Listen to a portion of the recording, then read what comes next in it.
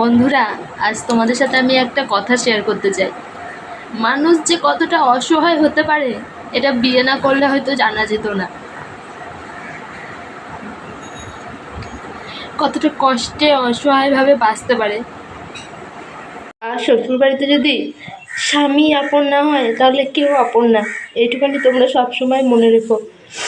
কষ্ট কখনো হয় জানো? যখন নিজের অসুস্থতার সময়, যখন নিজের স্বামী পাশে থাকে না, মেয়েদের অনেক কষ্ট।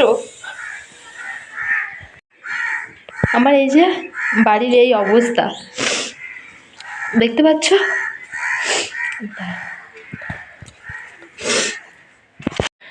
ঘরের এই অবস্থা।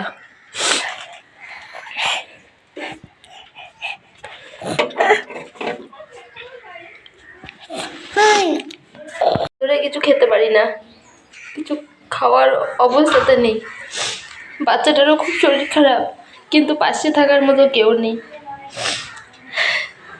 তাই এই ছোট্ট করে ভিডিওটা তোমাদের সাথে একটু শেয়ার করলাম। খুব কষ্টে আছি তো তাই।